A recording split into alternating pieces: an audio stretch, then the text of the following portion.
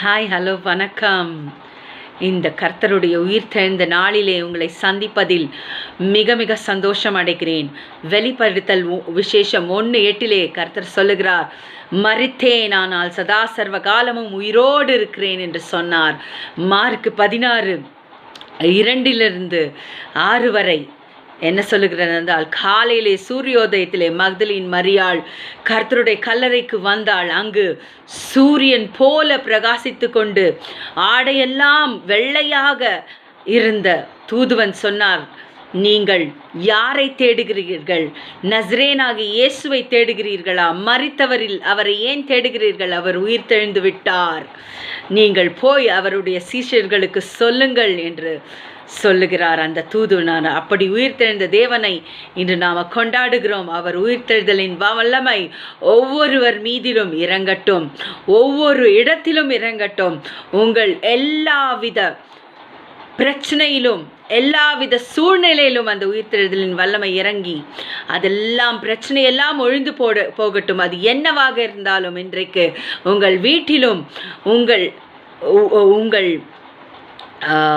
உடம்பிலும் கூட நோய் இருந்தால் அந்த உயிர்த்தெழுதலின் வல்லமை இறங்கி உலர்ந்த எலும்புகள் ஒன்று சேர்ந்து உயிர்த்தெழுந்தது போல உங்கள் எல்லா நோய்களும் தீர்ந்து புதிய உடம்பை, புதிய காணிக்கையை நீங்கள் பெற்றுக்கொள்ளுங்கள். இன்றைக்கு கர்த்தர் அதை தான் விரும்புகிறார்.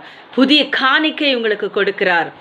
அன்றைக்கு சொன்னோம், ஜீவ பலியாக தன்னையே அர்ப்பணித்த தேவனுக்காக நாமே நம்மை பலியாக அர்ப்பணிப்போம் என்று. அப்படி அர்ப்பணிக்க போகிற ஒவ்வொருவர் மீதும் அவருடைய உயிர்த்தெழுதலின் வல்லமை இறங்கி எல்லா நோய்களையும் தீர்த்து, எல்லா பிரச்சனைகளையும் தீர்த்து, எல்லா பேய்களையும் ஓட்டி, எல்லா வித தீய பழக்க வழக்கத்திலிருந்தும் உங்களை விடுதலையாக்கட்டும். பாவத்திலிருந்து உங்களை அந்த உயிர்த்தெழுதலின் வல்லமை விடுதலையாக்கி புதிய ஜீவனை உங்களுக்கு கொடுக்கட்டும். நிறைய இந்த காணொளியில் என்னால் சொல்ல முடியல. இயேசுவின் நாமத்தினால ஜெபிக்கிறேன் நல்ல பிதாவே, ஆமென். உயிரோடு எழுந்தவர் நம் தேவனே, பாதாளம் வென்றவர் நம்மேசுவே.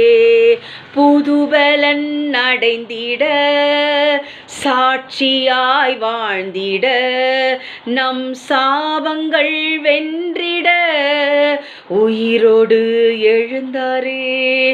ஜெயித்தார், மரணம் ஜெயித்தார், உயிர்த்தார், உயிரோடு எழுந்தார். உயிரோடு எழுந்தவர் நம் தேவனே. அந்த உயிர்த்தெழுதலின் வல்லமை ஒவ்வொருவர் மீதும் இறங்கி